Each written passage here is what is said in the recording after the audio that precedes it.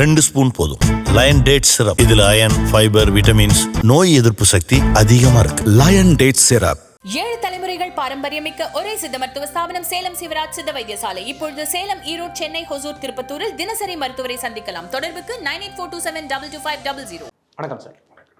Sir, சமீபத்தில் 2025-2026 budget சம்மந்தப்பட்டு மத்திய நிதியமைச்சர் சென்னையில் ஒரு கருத்தரங்கில் பேசினது மிகப்பெரிய ஒரு சர்ச்சையாக இருக்குது. அது என்ன அப்படின்னா, இந்த வரி பகிர்வு குறித்து தொடர்ந்து தமிழக எம்பிக்கள், தமிழக அரசிலிருந்து சார்பாக பேசுகிறவங்க எல்லாருமே இந்த ₹1 அப்படிங்கிறது நாங்கள் கொடுக்குறோம், ஆனால் எங்களுக்கு 29 பைசா தான் கிடைக்குது அப்படிங்கிற அந்த கணக்கே எங்கேருந்து எடுக்கிறாங்க அப்படிங்கிறது தெரியலை. இந்த வாதமே குதர்க்கமானது அப்படிங்கிற ஒரு ஸ்டேட்மெண்ட்டை முன் வச்சுருக்காங்க. இந்த வரி பகிர்வு குறித்த இந்த கருத்தை எப்படி பார்க்குறீங்க? முதல்ல அவங்க சொன்னது தான் ரொம்ப சரியான பாயிண்ட்டு. என்ன கணக்குன்னு, ஒரு டேட்டா நீங்கள் சொன்னீங்கன்னா எங்கேருந்து சொன்னீங்க அப்படிங்கிற நம்ம சொல்லணும். பட்ஜெட்டில் இப்படி போட்டிருக்கிறாங்க அப்படிங்கிற ஒரு பாயிண்ட் எடுக்கலாம், இல்லை மானிய கோரிக்கையில் சொல்லியிருக்கிறாங்க, இல்லை எக்கனாமிக் சர்வேயில் அப்படி இருக்குது அப்படின்னு நம்ம ஏதாவது ஒன்று சொல்லணும். ஐஎம்எஃப் சொல்லியிருக்கு, வேர்ல்டு பேங்க் சொல்லியிருக்குன்னு ஏதாவது ஒரு டேட்டா நீங்கள் காட்டினீங்கன்னா ஓஹோ அப்படின்னு சொல்லலாம். சரிங்களா?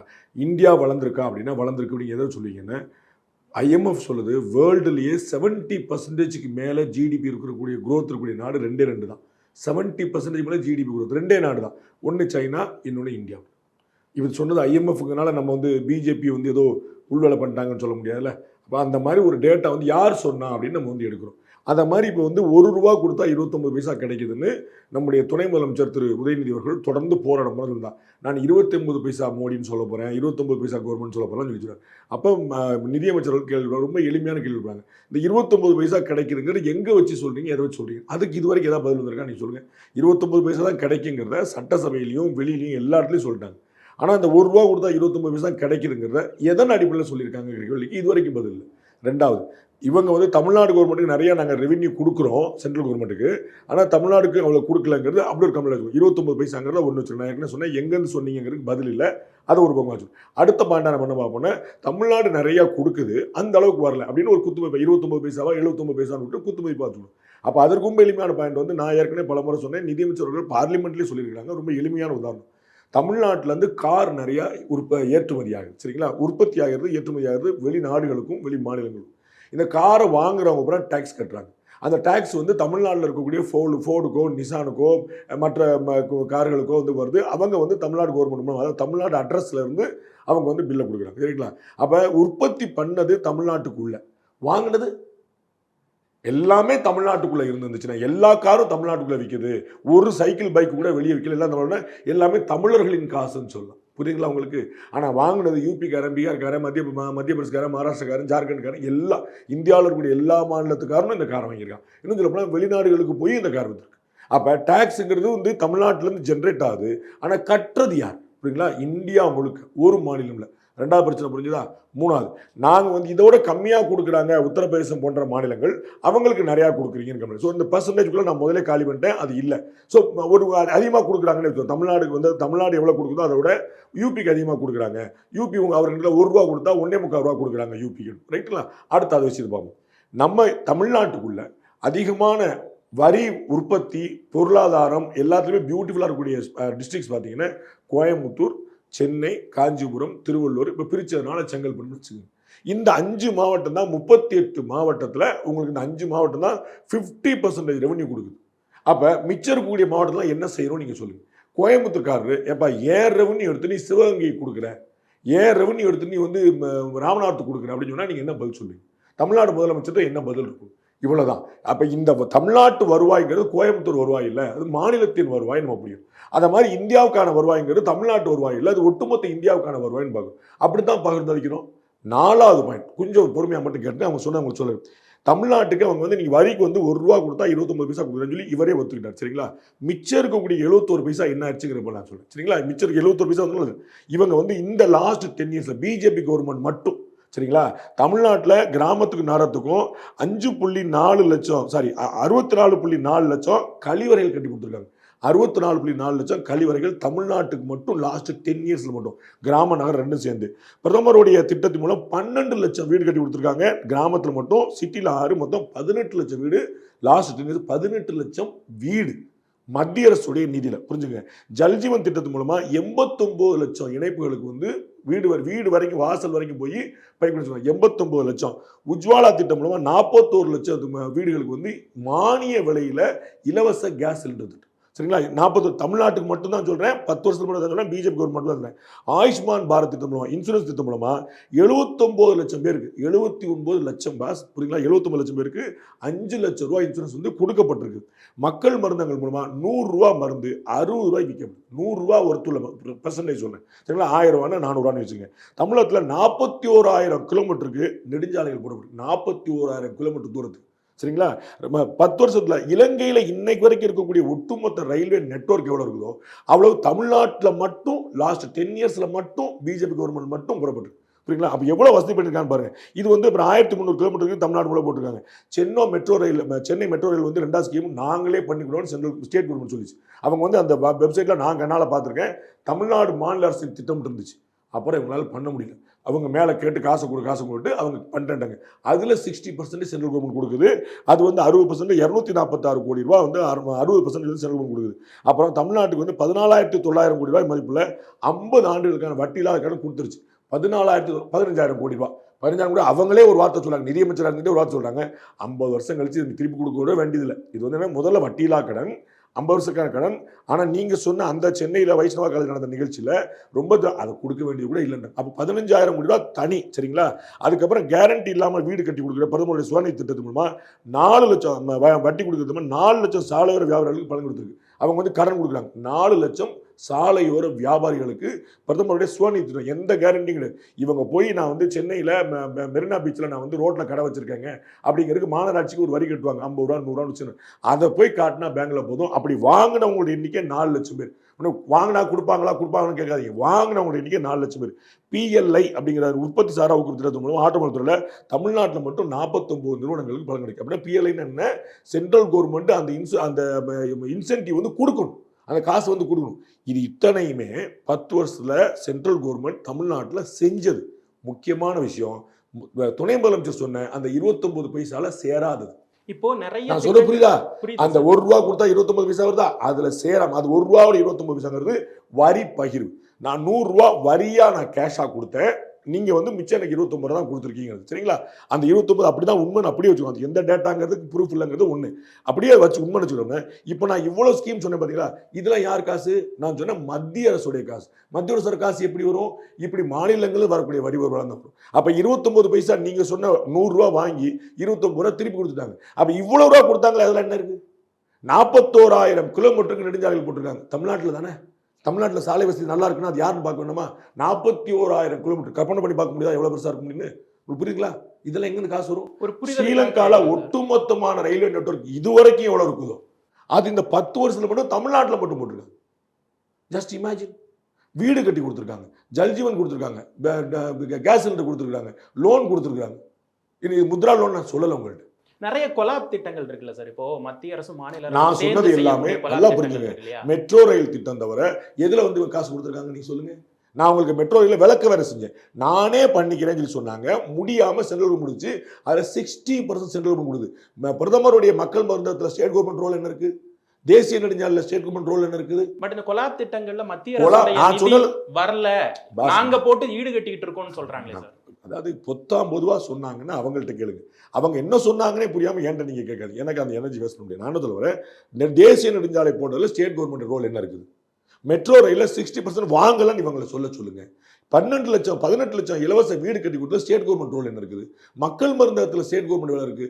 இவங்க அதே மாதிரி ஒரு ஸ்டிக்கர் ஒட்டி நான் ஒரு மருந்தகம் பண்றேன் முதல் மருந்தகம் கிளப்பியிருக்காங்களே தவிர அது state government fund. Finance minister சொன்னது அது இல்லை. நாங்கள் இந்த ஸ்கீம் கூட நான் இப்போ சொன்னேன் பார்த்தீங்களா? பிரதமருடைய சுவநிதி திட்டம், அந்த ஜல்ஜீவன் திட்டம், இதெல்லாம் சென்ட்ரல் கவர்மெண்ட் 100% ஸ்கீம்ஸ். கொலாபு திட்டமே கிடையாது. Central government 100% schemes. இதுக்கெல்லாம் காசு எது? வளர்ச்சி திட்டங்கள் கொடுத்துக்கிட்டு இருக்கோம் அப்படின்றது. ஆமா, காசா உங்கள்கிட்ட கொடுக்காம திட்டங்களா இதே தமிழ்நாடு கொடுத்துட்டு இருக்கிறோம். நீங்க என்ன கேட்குறீங்க? காசா கொடுங்கன்னு கேட்டுட்டு இருக்கிறீங்க. ஃபேரா இருக்கணும் வரி பகிர்வு அப்படின்னு சொல்றாங்க. அடுத்த பாயிண்ட் சொல்லிடுறேன்.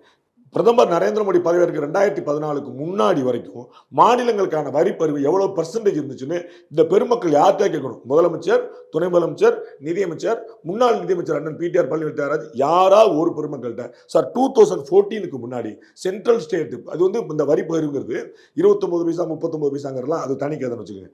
நார்மலாக என்ன பண்ணாங்க, இந்த ஃபைனான்ஸ் கமிஷன்லாம் உட்காந்துட்டு அவங்க என்ன பண்ணாங்க, நீத்தி ஆயோக்னு இப்போ சொல்றாங்க, அந்த ஃபைனான்ஸ் கமிஷன் உட்காந்து ஸ்டேட்டுக்கு வந்து இவ்வளவு கொடுக்குன்னு முடிவு விடுறாங்க. 100 ரூபான்னா மாநிலங்களுக்கு இவ்வளவு, மத்திக்கு இவ்வளவு, ரெண்டும் சேர்த்து இவ்வளவு. ஜிஎஸ்டின்னு ஒன்று கேள்விப்பட்டிருக்கீங்களா? ஜிஎஸ்டியில் பார்த்தீங்கன்னா ஜிஎஸ்டியில் ஸ்டேட்டுக்குன்னு தனியாக அப்படியே போயிடும். நீங்கள் ஒரு 18% வாங்குறீங்கன்னா ஒரு பேச்சுக்கு, அதில் வந்து ஒரு 8% ஸ்டேட்டுக்குன்னு போயிடும், ஒரு 8% சென்ட்ரலுக்கு போயிடும், மிச்சம் இருக்கிற பர்சன்ட் ஸ்டேட் சென்ட்ரல் ரெண்டுக்கும் சேர்ந்து கம்பைன் பண்ணுவோம். இப்படி அங்கேயே அந்த அமௌண்ட் 3ஆக பிரிஞ்சிடும். புரியுதா நான் சொல்றது? திருப்பி சொல்லட்டுமா? அதே மாதிரி எல்லா விஷயத்துலையுமே மாநிலங்கள் வரி பகிர்வு கொடுத்துருந்தாங்க. அந்த வரி பகிர்வு எத்தனை பர்சன்டேஜ்னு அந்த நீத்தி ஆயோக்கோ இதுக்கு முன்னாடி ஃபைனான்ஸ் கமிஷனோ நிர்ணயிச்சிருந்தாங்க. அப்படி வந்து திட்ட கமிஷன், பிளானிங், ஃபைனான்ஸ் கமிஷன்ல பிளானிங் கமிஷன், அப்படி முன்னாடி பிளானிங் கமிஷனும் இன்னைக்கு நீதி ஆயோக்கும் சொல்லிட்டு இருக்காங்க. அப்படி இருந்தது முன்னாடி 27லேருந்து 36 வரைக்கும் காங்கிரஸ் பேர்ல வந்துச்சு. இன்னைக்கு 48% போய் நிற்கும். 50% கேட்கிறாரே சார். 51 70 வச்சுக்கோங்க. நேற்று வரைக்கும் எங்க பண்ணிட்டு இருந்தீங்க? நீங்க சென்ட்ரல் கவர்மெண்ட்ல இருந்தீங்களே, அப்ப 50 வாங்குனீங்களான்னு கேட்குது. உங்களுக்கு புரியுங்களா? நீங்க ஆட்சி கையில சாவியை வச்சிருக்கும் என்ன பண்ணீங்க? காலச்சூழல் வந்து மாற மாற எங்களுக்கு 50% கொடுங்க. மாநிலத்தில் ரெக்வஸ்ட் பண்ண வேண்டியது இல்லை சார், உரிமை சார், கிடைக்கும். அது ஒன்றும் குழப்பம். நானே கேட்கிறேன், இதை ஒரு முதலமைச்சராக இருந்தவர் இன்னைக்கு பிரதமராக இருக்கிறார், அவருக்கு தெரிஞ்சிருக்குது. நீங்க முதலமைச்சராக இருந்தீங்க, மத்தியில் ஆட்சியில் பண்ணீங்க. மன்மோகன் சிங் கோபாலபுரை வீட்டு வாசல்ல வந்து சொன்னார் பிரதமராக இருந்துட்டு, நாங்கள் இவருடைய வழிகாட்டுதலின் பேர் தான் நாட்டை நடத்துகிறோம்னாரு கலைஞரை பார்த்து. சரிங்களா? அப்ப நாட்டையே வழி நடத்தக்கூடிய இடத்துல நீங்க என்ன பண்ணீங்கன்னு கேட்குறேன். அதுக்கு பதில் வரும்ல. மும்மொழி கொள்கையாகட்டும், டீலிமிட்டேஷன் எல்லாத்துக்கும் நீ சண்டை போறீங்க. நீங்க அங்க இருந்தபோது என்ன பண்ணீங்கன்னு கேட்குது. அப்படிதான் நீங்க தான் இந்த சேனல் ஆங்கராக வந்திருக்கீங்க. அவரை போயிட்டு எடுத்துக்கலாமே, இவரை போயிட்டு எடுத்துக்கலாமே நீங்க சொன்னீங்கன்னா உங்களுக்கு கேட்பாங்கல்ல, தம்பி நம்ம எடுத்துக்கலாம்னு கேட்பாங்கல்ல. நீங்க இருந்தீங்கல்ல, அவ்வளவுதான் எளிமையான கேள்வி. நீங்க மத்தியில 20 வருஷத்துக்கு மேல ஆட்சியில் இருந்திருக்கீங்க, கேபினெட்ல இருந்திருக்கீங்க, உங்களுடைய டெவலப் ஆட்சி இருக்கு, கம்யூனிஸ்ட் கவர்மெண்ட் சப்போர்ட் பண்ணிருக்கீங்க, பிஜேபி கவர்மெண்ட் சப்போர்ட் பண்ணிருக்கீங்க, காங்கிரஸ் கவர்மெண்ட் சப்போர்ட் பண்ணிருக்கீங்க. ஸோ அக்ராஸ் பார்ட்டி நீங்க சப்போர்ட் பண்ணிருக்கீங்க. அப்பெல்லாம் உங்க கையில சாவியை கொடுத்த போல நீங்க பாதுகாக்காம வேற ஒருத்தர் சாவி வச்சிருக்கும் போது நீ சாவி வச்சிருக்கீங்க, நீ சாவி சொல்லிட்டே இருந்தா. இந்த ஃபேர் டீலிமிட்டேஷன் ஆகட்டும், மும்மொழி கொள்கை ஆகட்டும், இது எல்லாமே வந்து திசை திருப்புறது தான் அப்படின்னு சொல்லிட்டு ஒரு எப்படி இல்லைன்னு சொல்லுங்க, எப்படி இல்லைன்னு சொல்லுங்க. தமிழ்நாட்டில் இருக்கக்கூடிய லா அண்ட் ஆர்டர் பிரச்சனை, குடிச்சு போட்டு மக்கள் செய்யக்கூடிய விஷயம், அந்த குடிப்பதத்தில் நடந்திருக்கக்கூடிய ஊழல். வணிக வரித்துறை வந்து இன்னைக்கு ஒரு ப்ரெஸ் ரிலீஸ் கொடுத்துருங்க. நேற்று தமிழ்நாட்டில் வணிக வரி மோசடிகள் மூலமா 970 கோடி ரூபாய் நாங்கள் வந்து கண்டுபிடிச்சிருக்கோம் இருக்காங்க. வணிக வரி மோசடியில் என்ன பண்ணுவாங்கன்னா, விலைப்பட்டியல் போடலை, உள்ள வந்து விலை வைக்கல, நிர்ணயிச்ச விலைக்கு விற்கல, எம்ஆர்பி விற்கலன்னு சொல்லுவாங்க. இதெல்லாம் தான் சேர்த்து மோசடி சொல்லுவாங்க. அப்புறம் உள்ளீட்டு வரி உட்பட நிறைய விஷயங்கள்லாம் இருக்குது. அது எந்த டாஸ்மாகாவது இந்த வணிக வரித்துறை போயிருக்குதா? ஒரு டாஸ்மாக் கிடைக்காது போயிருக்கா? அங்கே வந்து பில்லே கொடுக்காம தான் வந்து விற்பனை பண்ணுறாங்கன்னு தெரியுமா தெரியாதா? நீங்கள் குடிப்பீங்களா இல்லையா நான் கேட்க மாட்டேன். ஆனால் நீங்கள் கேள்விப்பட்டிருக்கீங்களா? நான் சொல்கிறது நான் சொன்னேன் கேள்விப்பட்டிருக்கீங்களா? எங்கேயாவது ஒரு டாஸ்மாக் கடையில் நீங்கள் போர்டு போட்டிருக்கீங்களா? பீர் இவ்வளவு, விஸ்கி இவ்வளவு, பிராந்தி இவ்வளவு, குவார்டர் இவ்வளவு, எங்கேயாவது போட்டிருக்கீங்களா? பிராண்ட் எந்த நேமாவது தெரியுமா? எந்த நீங்கள் விரும்பின பிராண்டாவது முதல்ல கிடைக்குமா? ஒவ்வொரு பாட்டிலுக்கு மேலே கூட வைக்கிறாங்களா இல்லையா? அதுக்கு ஏதாவது பில். இப்போ ஒரு நாளைக்கு ஒரு கடையில் ஒரு பாட்டிலுக்கு 10 ரூபா தான் கூட, 10 ரூபா 30 ரூபாய்க்கு சொல்ல நான் விட்டுருங்க, 10 ரூபா வச்சுக்கோங்க. ஒரு நாளைக்கு ஒரு பாட்டில் 100 பாட்டில் விற்கிதுன்னு வச்சுக்கோங்க, மொத்தமே 100 பாட்டிலாக வைக்கணும். அப்போ இந்த 1000 ரூபா ஒரு கடையில், சரிங்களா? 4000 கடை தமிழ்நாடு முழுக்க இருக்குது. அட்லீஸ்ட் நான் 4500 கடை இருக்குது, 4000. அப்போ இந்த ஒரு நாளைக்கு ஜென்ரேட் ஆகிற அமௌண்ட் எங்க? அப்போ வருஷத்துக்கு எவ்வளோ ஜென்ரேட் ஆகுது? இது எல்லாமே அந்த ஊழியர் ஆட்டையை போட்டு போயிடுவாரா? அது யாரா நம்புறாங்களா? அப்போ யார் யாருக்கு பங்கு போகுது? அப்ப இதை வந்து வணிக வரித்துறை கண்டுபிடிச்சிருக்கா? அப்ப நீங்க வந்து இதெல்லாம் பேசக்கூடாது. சட்டம் ஒழுங்கு பத்தி பேசக்கூடாது, கொலைகள் பத்தி பேசக்கூடாது, பாலியல் வன்முறை பத்தி பேசக்கூடாது. அப்ப என்ன செய்யுது? மும்மொழி கொள்கை என்ன பிரச்சனை? யார் உங்களை என்ன தன்னா? அந்த டீலிமிட்டேஷனுக்காக மாநில முதலமைச்சர்களையும் தோழமை இயக்கங்களையும் கூட்டு வச்சு பேசினாங்க. அந்த இடத்துல 7 மொழியில மொழி மாற்றம் நடக்குது. எப்படி நடத்த முடியும்? பஞ்சாபில் எப்படி சார் நீங்க மொழி மாற்றம் பண்ணுவீங்க? பஞ்சாபி தெரியாம ஒரு முதலமைச்சர் தமிழ்ல பேசுறாரு, அதை பின்னாடி உட்கார்ந்து ஒரு சிங்கு வந்து பஞ்சாப்ல மொழிபெயர்க்கிறார். எப்படி தெரியும்? ஹிந்தியில மொழிபெயர்க்கிறாங்க, இங்கிலீஷ்ல மொழிபெயர்க்கிறாங்க, மலையாளத்துல, கன்னடத்துல, தெலுங்குல, ஒடியால எப்படி மொழிபெயர்க்க முடியும்? பிராந்திய மொழிகளுக்கு வந்து இந்த வெயிட்டேஜ் குறைஞ்சிரும் அப்படின்னு சொல்ற இதை ஏற்கிறீங்களா சார்? பிராந்திய மொழிகளுக்கு நான் பிராந்திய மொழிகள் தானே வச்சிருந்தீங்க. நான் என்ன சொல்லிட்டு இருக்கேன்? பஞ்சாப் பிராந்திய மொழி இல்லையா? ஒடியா பிராந்திய மொழி இல்லையா? தெலுங்கு, கன்னடம், மலையாளம் பிராந்திய மொழி இல்லையா? அந்த பிராந்திய மொழியில் தான் நீங்க பேசுனீங்க, அதுல தானே டிரான்ஸ்லேட் பண்ணீங்க. அதை தானே சொல்றாங்க. காங்கிரஸ் கட்சியை கூட உட்கார வச்சிருக்காங்க. அந்த கட்சியோடைய ஆட்சியில தான் 2 மொழிக் கொள்கை வந்துச்சு, 2 தேசிய கல்விக் கொள்கை வந்துச்சு. அந்த 2 தேசியமும் ஹிந்தி கம்பல்சன் இருந்துச்சு. இந்திரா காந்தி, ராஜீவ் காந்தி கொண்டு வந்த தேசிய கல்விக் கொள்கை ஹிந்தி கம்பல்சன் இருந்துச்சு. பாரத பிரதமர் நரேந்திர மோடி கொண்டு வந்த தேசிய கல்விக் கொள்கை ஹிந்தின்னு இல்லை. நீங்க சொன்ன அந்த பிராந்திய மொழியை வளர்த்துக்கங்கன்னு சொல்றாங்க. நான் சொல்றேன், திருத்தணி பக்கத்தில் தெலுங்கு வச்சுக்கோங்க, கோயம்புத்தூர் பக்கத்தில் மலையாளம் வச்சுக்கோங்க, நாகூர் பக்கத்தில் மலையாளம் வச்சுக்கோங்க, வேலூர் பக்கத்தில் தெலுங்கு வச்சுக்கோங்க, தருமபுரி கிருஷ்ணகிரி பக்கத்தில் கன்னடம் வச்சு, யாரும் உங்களை தடுக்கிறா? பிராக்டிகலா ஒரு ஸ்கூல்ல இத்தனை வாத்தியார் வச்சு ஒரு லாங்குவேஜுக்கு எடுக்க முடியுமா அப்படிங்கிற கேள்வி வரும். எடுக்கிறாங்கிறத நீங்க தெரிஞ்சுக்க. சென்னை மாநகராட்சியுடைய அதிகாரப்பூர்வ மொழிகள் என்னன்னு நீங்க கேளுங்க. சென்னை மாநகராட்சி பள்ளிகளில் தமிழ், ஆங்கிலம், பிரெஞ்சு, தெலுங்கு, உருது சொல்லித்தரப்படுது. என்கிட்ட ஆர்டிஎல் ரிப்ளை நான் வச்சிருக்கேன். சென்னை மாநகராட்சி பள்ளியில் என்னென்ன மொழிகள் சொல்லித்தரப்படுகிறது, உருதுக்கு எப்படி வந்துச்சு, தெலுங்குக்கு எப்படி வந்துச்சு, பிரெஞ்சுக்கு எப்படி வந்துச்சு, தமிழுக்கு எப்படி வந்துச்சு, இப்போ இங்கே உங்களுக்கு மட்டும் 5 லாங்குவேஜ் வருது, எப்படி வந்துச்சு? உருதுவும் தெலுங்கு ஓகே, ஹிந்தி கூடாதா? இப்போ இங்கே சொல்லித்தரதானே தேசிய கல்விக்குள்ள இருக்கு. தெலுங்கு எங்கேருந்து வந்துச்சு? பக்கத்து மாநில மொழி தானே. அப்போ நம்ம திருத்தணி, திருவள்ளூர் பல இடங்களில் பேசுகிறோம், அப்போ பேச வேண்டியதானே? ஒன்றும் பிரச்சனை, அதை தானே தேசிய கல்விக்குள்ள சொல்லுது. அதில் உங்களுக்கு என்ன ஒருத்தது? ஹிந்தி படிக்கிறோம், ஹிந்தி படிச்சு போறான், எந்த பிராந்தி மொழியும் வச்சுக்கோங்க, தேசிய கல்வி தெளிவா இருக்குதா இல்லையா? அப்ப மடைமாற்று முயற்சின்னு ஏன் சொல்ல மாட்டாங்க?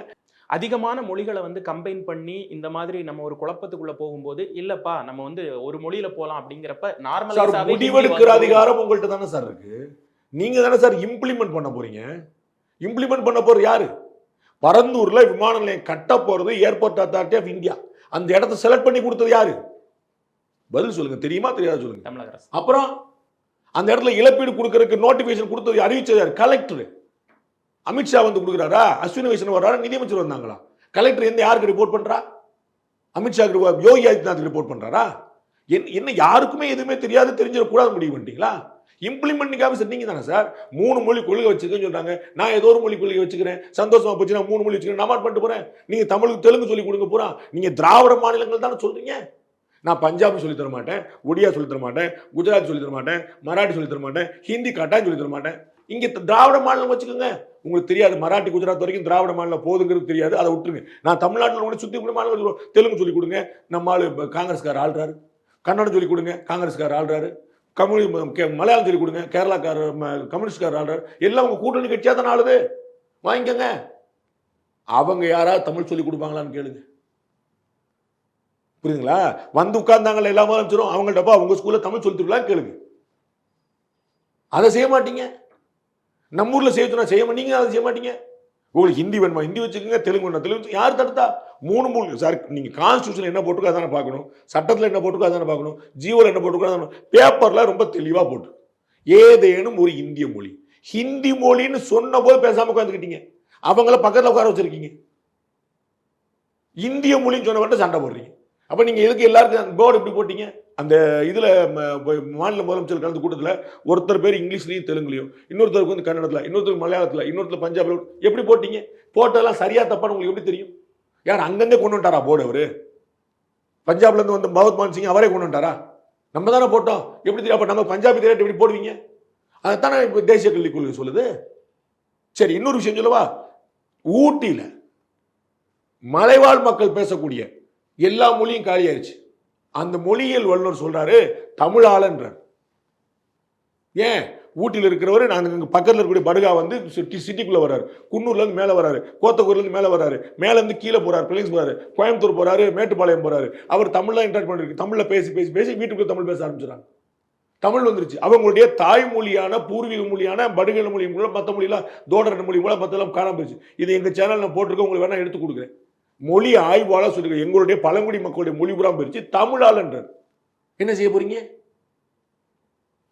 அந்த மொழியை வளர்க்கறதுக்கான ஏற்பாடு அவங்க பண்ணணும், தமிழை வளர்க்கறதுக்கான ஏற்பாடு நம்ம பண்ணணும், ஹிந்தியை வளர்க்கறதுக்கான ஏற்பாடு அவங்க பண்ணுவாங்க. தமிழை வளர்க்கறதுக்கான ஏற்பாடு என்ன பண்ணிருக்கீங்க சொல்லுங்க? எல்லா ஜீவோவும் தமிழ்ல தான் வருதுன்னு சொல்லுங்க. முதலமைச்சருடைய அறிக்கையை தவிர, மாநில அமைச்சர் பெருமக்களுடைய அறிக்கையை தவிர எந்த ஜீவோ தமிழ்ல பார்த்திருக்கீங்க நீங்க சொல்லுங்க? தமிழை எப்படி வளர்த்தீங்க? மாறாக உள்துறை அமைச்சர் அமித்ஷா சொல்றாரு, டிசம்பர் மாசத்துல இருந்து இந்தியாவில் எல்லா மாநிலங்களுக்கும் அந்தந்த மாநில மொழியிலேயே மத்திய அரசு கடிதம் அனுப்பும்ன்றார். எப்படிப்பட்ட முயற்சி அவங்க எடுத்துட்டு இருக்காங்க? 2014 இருந்து இன்னைக்கு வரைக்கும் எத்தனை தேசிய தேர்வுகள் தமிழ் எழுதப்பட ஆரம்பிச்சிருக்கு? இதற்கு முன்னாடி ஒரு சுதந்திர இந்திய வரலாற்றுல இருந்து கிடையாது. அப்போ மும்மொழி கொள்கை அப்படின்னு சொல்லிட்டு இந்த எதிர்ப்பு இது எல்லாமே திமுக அரசியலுக்காக பண்றது அப்படின்னு நீங்க சொல்ல வரீங்க? மத்திய நிதியமைச்சர் ரொம்ப தெளிவா சொல்லிருக்காங்க, இந்த ஊர் பிரச்சனையை பேசக்கூடாது, உள்ளூர்ல என்ன நடக்குன்னு பேசக்கூடாது. ஒன்னா அதிமுக என்ன சண்டை நடக்கு, செங்கோட்டை என்ன செய்வாரு, இபிஎஸ் ஓபிஎஸ் ஒண்ணு சேருவாங்க, இதை பேசிட்டே இருக்கணும். இங்க பேசுறதுக்கு ஒண்ணும் இல்லையா, டபக்குன்னு ஓடி போயிட்டு உத்தரப்பிரதேசல இருந்து அராஜகம் கிளம்பிடணும். இல்லை அதுவும் கிடைக்கலையா, அப்போ வந்து மத்திய அரசுடைய மும்மொழி கொள்கை. நான் அதில் மும்மொழி கொள்கை சண்டைக்கு போவோம். டாக்டர் தமிழிசை ரொம்ப தெளிவாக சொல்றாங்க, மத்திய அரசு இந்தியை திணிச்சா நாங்களே எதிர்ப்போம்ட்டாங்க. இதுக்கு மேல ஒரு ஸ்டேட்மெண்ட் உங்களுக்கு வேணுமா? மத்திய அரசு இந்தியை திணித்தா நாங்களே எதிர்ப்போம்னு பிஜேபியோடைய முன்னாள் மாநில தலைவர் 2 மாநிலங்களுடைய ஆளுநர் சொல்லிட்டாங்க. எங்க திணிச்சிருக்கு நீங்க ப்ரூவ் பண்ணுங்கள. ஃபேர் டீலிமிட்டேஷன் கேட்கறதே தப்பா அப்படிங்கிற ஒரு விமர்சனத்தை வைக்கிறாங்களே சார் திமுக. நீங்க இன்னும் வேலைக்கு அப்ளை பண்ணல, எனக்கு சம்பளம் எவ்வளோன்னு சொல்லுன்னு முதல்ல அப்ளிகேஷனை போடுங்க, இன்டர்வியூ அட்டன் பண்ணுங்க, வேலை உறுதியாகட்டும், அதுக்கப்புறம் சம்பளம் பேசுவோம். பிடிச்சிருந்தா பாருங்க, பிடிக்காட்டி போகும். டீலிமிட்டேஷன் எங்க நடந்துருச்சு அப்படின்னு ஃபேர் டீலிமிட்டேஷன் கேட்குறீங்க. டீலிமிட்டேஷன் ஒன்று நடந்தா தானே ஃபேர் டீலிமிட்டேஷன் சொல்லணும், சரிங்களா? அதிகாரம்னு ஒன்று வந்தா தானே பகிர்ந்தளிக்கிற பத்தி பேசணும். சென்ட்ரல் கவர்மெண்ட்டுக்கு அதிகாரம் இருக்குது, ஸ்டேட் கவர்மெண்ட்டுக்கு அதிகாரம் இருக்குது, நீங்க பகிர்ந்தளிக்க சொல்லி சண்டை போடுறீங்க. பியூட்டிஃபுல். அப்ப அதிகாரம்னு ஒன்று இருக்க போய் தானே டீலிமிட்டேஷன் எங்க இருக்குன்னு காட்டுங்க. யார் என்ன தரவு கொடுத்துருக்கா சொல்லுங்க. பிரைம் மினிஸ்டர் என்ன சொல்லியிருக்காரு, அமித்ஷா என்ன சொல்லியிருக்காரு, மத்திய அரசு என்ன சொல்லியிருக்கு, உங்கள்ட்ட ஏதாவது பேப்பர் காட்டுங்க. மாண்புமிகு முதலமைச்சர்கிட்ட, துணை முதலமைச்சர்கிட்ட, பாராளுமன்றத்தில் கூடி எல்லாம் வந்து பேசின பொதுமக்கள் எல்லாத்தையும் கேளுங்க. யாராவது ஒரு பெருமக்கள் சொல்லட்டும் இப்படி ஒரு பிரச்சனை இருக்கு. டீலிமிட்டேஷன் போல எங்க இருக்கு? மக்கள் தொகை கணக்கெடுப்பே நடக்கல. மக்கள் தொகை கணக்கெடுப்பு நடந்தா தானே சார் தெரியும் நமக்கு. 1971 சென்சஸ் படி போயிட்டு இருக்கோம். 2011 சென்சஸ்க்கு அப்புறம் நடக்கல. 2021 சென்சஸ் நடந்திருக்கணும், கோவிட் வந்துருச்சு. 2025 ஆரம்பிச்சு 26 சென்சஸ் எடுக்க போறேன்னு இருக்காங்க. 26 எடுத்து அதுக்கப்புறம் டீலிமிட்டேஷன் முடிச்சுட்டு அதுக்கப்புறம் 29 தேர்தல் வந்து டீலிமிட்டேஷனோட 33% மகளிர் ஒதுக்கீடு நடத்த போறாங்க. அப்ப 2026 தான் டார்கெட். இன்னும் பேப்பரே ஆரம்பிக்கல. ஒருவேளை மத்திய அரசு நீங்க கொண்டு வந்தீங்கன்னா அதை வந்து பாப்புலேஷன் பேஸா கொண்டு வராதீங்க அப்படிங்கறது. பாப்புலேஷன் பேஸா கொண்டு வந்து யார் சொன்னா உங்கள்கிட்ட? கொண்டு வந்துடாதீங்க அப்படின்னு நான் சொல்றது நீங்க புரிஞ்சுங்க. நீங்க ஒரு கம்பெனி ஆரம்பிக்கிறீங்க, அந்த கம்பெனி ஆரம்பிக்கும் போது நீங்க செட்டியார் சமூகத்தை யாரையும் வேலைக்கு எடுக்காதீங்கன்னு ஆரம்பிச்சா என்ன அர்த்தம்? எனக்கு புரியவே இல்லையே. இவனுக்கு புரியவே இல்லையே.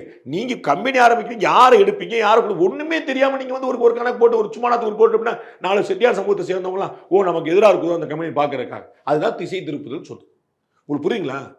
கலாட்டா இந்தியாவில் செட்டியார்களுடைய பங்களிப்பு என்ன அப்படின்னு ஒருத்தர் கலைப்பு ஆரம்பிச்சுங்க. கலாட்டா நிறுவனத்துல செட்டியார்கள் எவ்வளவு பேர் இருக்கிறாங்க, ஏன் அந்த ஒதுக்கீடு செய்யல ஒருத்தர் கலைப்பு விடுறாரு.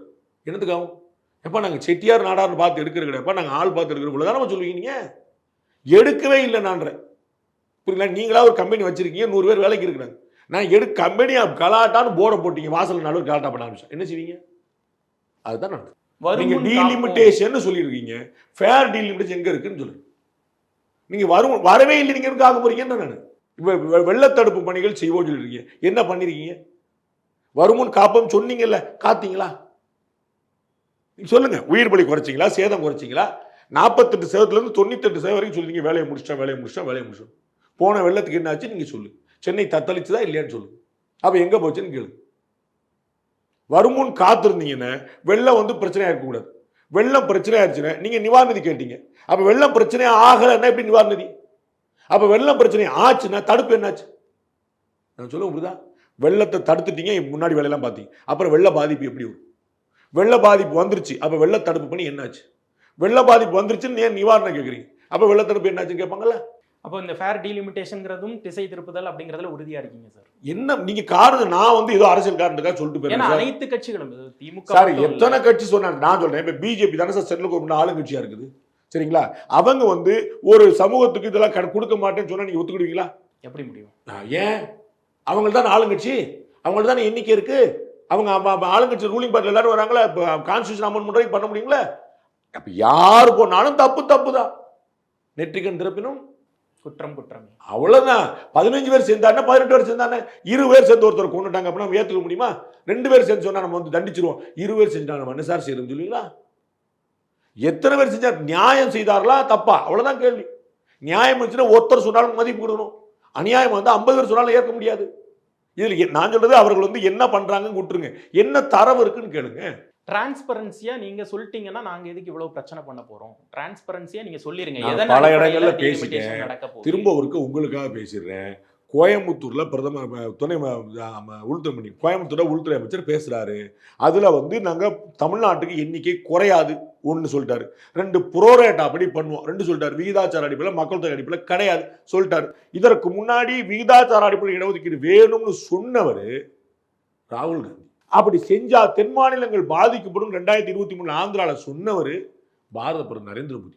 நீங்க யாருக்கு சப்போர்ட் பண்றீங்க? மக்கள் தொகை அடிப்படையில் இடஒதுக்கீடு வேணும்னு கேட்ட ராகுல் காந்தியை பக்கத்தில் வச்சிருக்கீங்க. அப்படி பண்ணா தென் மாநிலங்கள் பாதிக்கப்படுங்க அப்படின்னு உங்களுக்கு முன்னாடி 2023 சொன்னார் பாரத பிரதமர். நீங்க டீலிமிட்டேஷன் பிரச்சனை எப்ப ஆரம்பிக்கிறீங்க?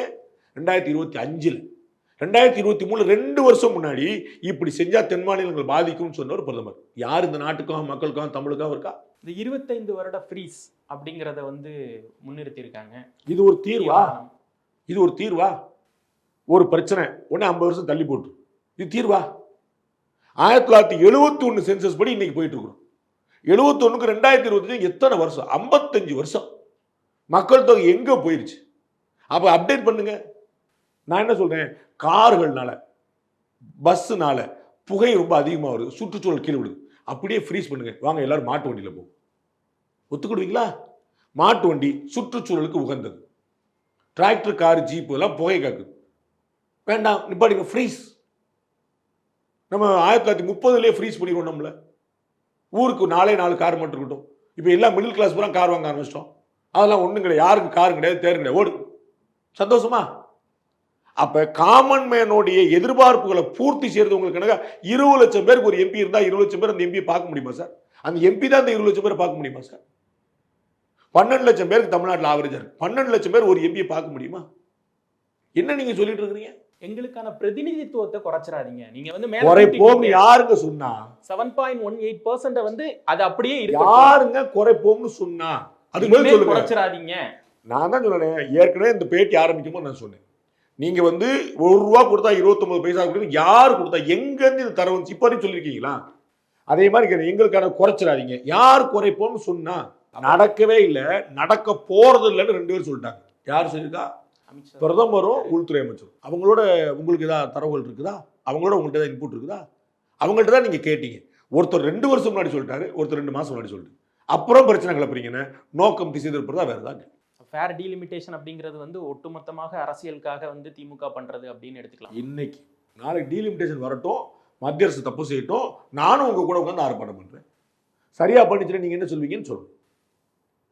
அதாங்க சரியா பண்றது வந்து இப்பவே ஓப்பனா ஒரு பாலிசி மாதிரி போட்டு இல்ல ஏதோ ஒரு வகையில எங்களுக்கு அறிவிச்சு பண்ணுவாங்கல்லங்க. பண்ணாம பண்ணுமா? எம்பி பண்ணாமலா செய்வாங்க? ஏங்க ஒரே நாடு ஒரே தேர்தல் அறிவிச்சாங்களா? முன்னாள் முன்னாள் ஜனாதிபதி கோவிந்த் பல்ல போட்டிருக்காங்க. சரிங்களா? கோவிந்த் முன்னாள் ஜனாதிபதி ஞாபகம் இருக்கா உங்களுக்கு? அவர் தலைமையில ஒரு பெரும் குழு அமைக்கப்பட்டது. அவர் இந்தியா முழுக்க போய் இதே தமிழ்நாட்டில் பார்த்து இதே திமுகவுடைய எம்பிக்களுடைய கருத்துக்களை கேட்டு அண்ணன் வில்சன் அவர்கள் எழுதி கொடுத்த கருத்தையும் சேர்த்து வச்சுட்டு தான் அந்த அறிக்கையை கொடுத்துருக்காரு ஜனாதிபதி. சரிங்களா? அப்ப ஒரே நாடு ஒருத்தர் சொன்னா நாடு முழுக்க பார்க்குறாங்க. அப்புறம் வக்ஃபு மசோதா கொடுத்துருக்காங்க. வக்ஃபு மசோதாவில் கரெக்ஷன் சொன்னாங்க, அதை தூக்கி பார்லிமெண்ட்களே குழுக்கு அனுப்பியிருக்கிறாங்க. அப்போ முழுக்க முழுக்க ஜனநாயகபூர்வமா மக்கள் பூர்வமா மக்கள்கிட்ட அதிகாரத்தை கொடுத்து வச்சு செய்யக்கூடியவங்கள கையா குய்யா குய்யாக கத்திட்டே இருக்காங்க. புரியவே இல்லை, என்ன தப்பு இருக்குன்னு சொல்லுங்க நீங்க. அப்ப நாளைக்கு டீலிமிட்டேஷன் வரும்போது இதே மாதிரி மாநிலம் முழுக்க வருவாங்கல்ல, இந்தியா முழுக்க வருவாங்கல்ல, அப்ப நீங்க சொல்லுங்க, ரெப்ரசன்ட் கொடுங்க, அவங்க வந்து பேசுவாங்கல்ல. அவங்க குழுவே அமைக்கல, ரோடே போடல, நீ சிமெண்ட்ல போடாத காங்கிரீட்ல போடாதன்னு சொன்னா கூட பரவாயில்ல, போடுவ. நீ என்ன நீங்க சொன்ன ஃபேர் டீலிமிட்டேஷன் வேணும்னு சொல்லினா தப்பே கிடையாது. பாசிச பாஜக, வஞ்சிக்கிற பாஜக, தமிழ்நாடு பாஜக மட்டுமில்ல அகில இந்திய பாஜக வரைக்கும் எப்போதும் தமிழ்நாட்டை வஞ்சிக்கிட்டு இருக்கு. அப்ப பிஜேபிக்கு எதிராக ஒன்று கொண்டு போறது அரசியல் நோக்கம் தர வேற என்ன முடியும்? நிறைய விஷயங்கள் பகிர்ந்துக்கிட்டீங்க சார், ரொம்ப நன்றி. நன்றி.